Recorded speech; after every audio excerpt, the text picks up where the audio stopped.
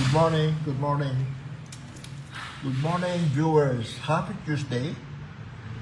And to all my followers, I greet you happy Tuesday. Well, yesterday we talked about the initial schooling of my children, that I sent them to school, I made a tutor, I teach them how to answer assignment, how to comprehend, and how to learn Chinese. Well, I don't like to skip that because that is a continuing growth. However, since there is important things that it might interest you,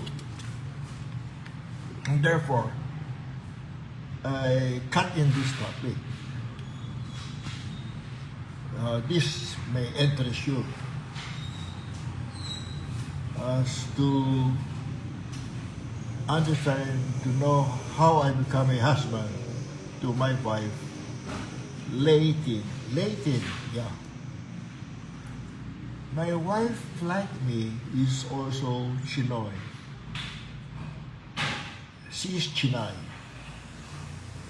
It means, like me, the father came from China, mainland, and the mother is in the Philippines.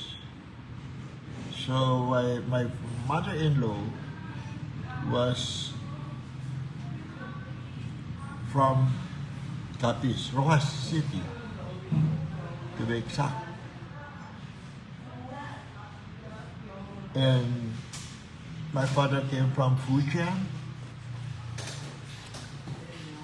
So both of us has similarity in one way or the other because of Chinese culture that influence our life.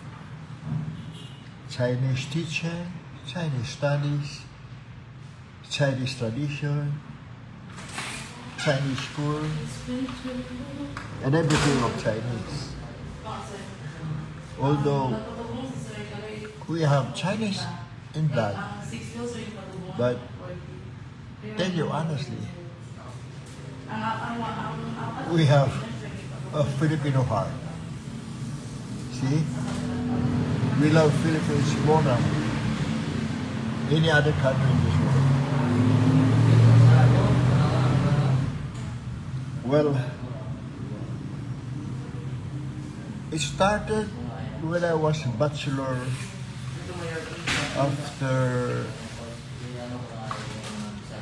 Latin, by the way, is the Chinese name of my wife, and that means Li, means to say beautiful, Meili Italy. Acting, it means cute, so beautifully cute. All right, that's it. That is how you understand Chinese. My name in Chinese is Yixiang. Yixiang is moral. Xiang, Yi is moral. Xiang is bravery. So I am brave morally. That's how it understands. So much so that when I met her in Rojas City, vacation time. So every vacation I have to go home to Rojas City since there is no school.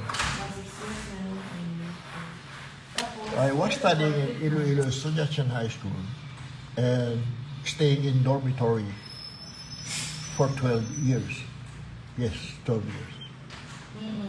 So, in my 12 years of stay in dormitory, or Iloilo Sunyachan, I encountered so many Chinese teacher, instructor, principal, etc. So there, I learned Chinese culture, I understand Chinese tradition, I learned Chinese speaking, I comprehend Chinese character. Well, it started my life in a Chinese way. Staying in dorm is very interesting because you are mixed with so many people all over the Philippines. I have so many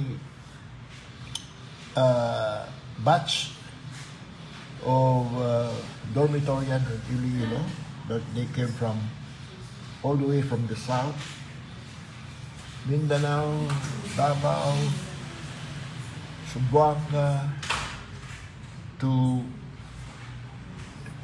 the Visayan region of Region 7 and up to NCR, National Capital Region. You know, it is taught to believe that when you are in a dormitory, you are expected to be a disciplined student, a disciplined pupil if you are just an elementary. Because everything in the dormitory is on time. Time to eat, time to sleep, time to study, time to wake up, time to wash up yourself. So there, we just live like that. We did not experience washing. If we did so, it's a small thing like handkerchief, hanky, or underwear, something like that. But most of the time, our cloth and uniform are being washed outside the school. There is always a laundry person to do that job, and it is already a package in a dormitory. Annually, if you pay something like a figure like that, most likely it is already a package in it. While food is also included in the package. So from there, you learn to eat Chinese food, learn to eat using chopsticks, and every Chinese favorite food is being experienced. Again, it is cooked outside the dormitory. Somebody catering will cater our foods every day, including Sunday. So imagine, we stayed there for 12 years with that kind of life. So therefore, it is expected that although I have a Chinese blood with the heart of Filipino, the Chinese influence us so much. Well, for 12 years studying there, it's quite long. Only in my college day that I stayed to my grandfather, the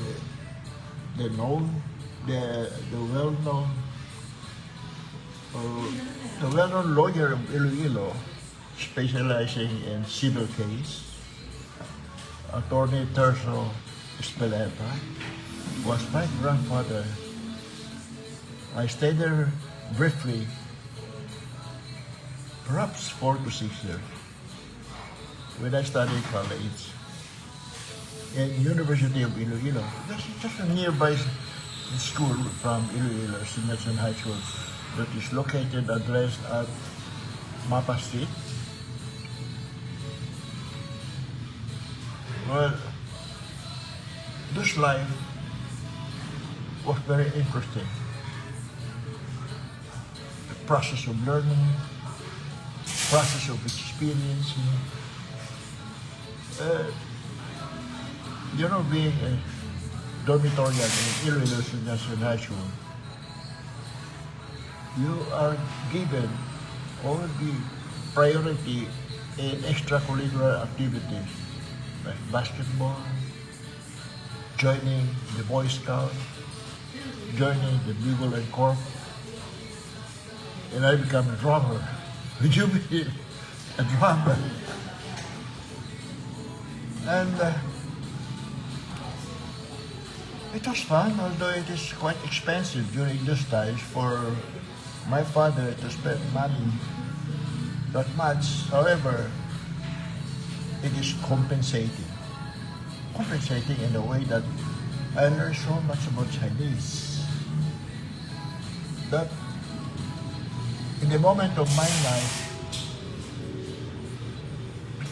of course, there is always misunderstanding between the son and the father. So there is a misunderstanding, an experience of misunderstanding with my father. So I refused to help our family business, the Liberty Soft Candle Factory. And I went to Manila. And I stayed with my lolo and lola. My lolo was the late Judge Mariano Ezpeleta Benedicto. And my lola was Teresita Benedicto. It was located in 13th Avenue, Quezon City, just at the back of Ali Mall. I stayed there for 2 years. And you know what? I tried working with the Bureau of Immigration. Yes. I applied as translator. My backing was the late Speaker Villarreal and the brother of the First Lady, Alfredo Romaldes. Then I was interviewed by the commissioner, and after learning that, he ordered me to cut my hair short and report in the office early morning of Monday. That was Friday afternoon. I did so. There, I was surprised to know I had the item of Translator 2. Well, the late Mr. Doan is Translator 1. I was Translator 2. So, in my office, the Bureau of Special Inquiry, the Bureau of Immigration, I am the only civilian. Believe me, I was surrounded by eight intelligent lawyers. And with us is the Immigration Intelligence Officer. Surprised to see everybody's carrying gun. I'm the only civilian and don't carry gun in the office. Well, much to that, tomorrow I will tell you about my unforgettable experience while I'm trying to make how do you call it, translation. Special craze happened in Balabac Strait, Palawan. Thank you guys for your listening time. Thank you, everybody. Have a happy Tuesday. I'm yours, the making of Carlos Ezpeleta. Bye-bye.